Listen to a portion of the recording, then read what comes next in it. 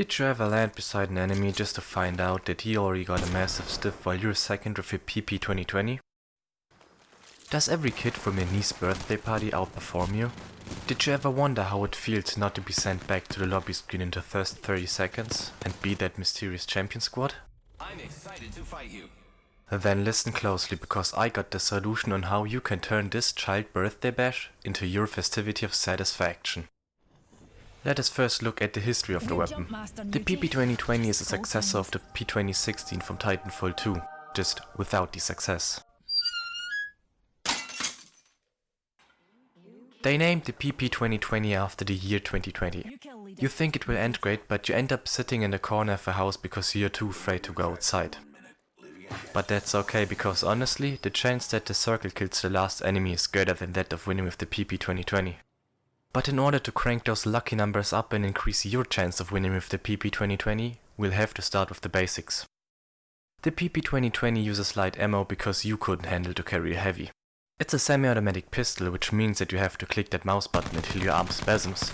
But keep in mind, just as you start to ignore the growing pain in your arm, your weapon will have to reload because of the thing they call a magazine. The 12 rounds, which you start spamming faster than the bot who buys an RDX 3080, can be increased up to a whole 18 rounds, given that you live long enough to find a level 3 extended light magazine. Each of the 12 rounds deals 15 to 23 damage, which seems to be quite weak, but if you use the weapon yourself, you realize it's even weaker than you could imagine. Even EA realized that this weapon is only a placeholder until you're lucky enough to find a real one. Which is why they now give you PP2020 in the firing range. You'll have to swap it. Not only does that force you to try another weapon, they also train you for the real match. But to give the weapon some usability, they added hammer point rounds. It turns the teeny meeny 15 damage to astonishing 36 damage per shot, considering you hit your enemy. Which leads us to the next point. Aiming. You won't get any movement penalty while aiming down sight, so you can start jumping around like the monkey you are. This even gets better when you start to learn that there's no need for aiming at all. Just hipfire spam the weapon while you're sliding and jumping, and Apex will handle the rest. After that, it's only a matter of how fast you can click mouse button 1.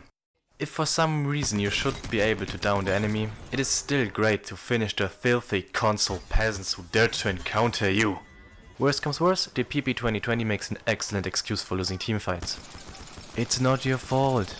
It's EA's, because you only got a PP2020. Don't be down. It's not your fault. It's really not. Tell that yourself 3 more times and maybe it will come true. So, to round up what we learned today, if you see a PP2020 on the ground and an enemy is next to you, just quit.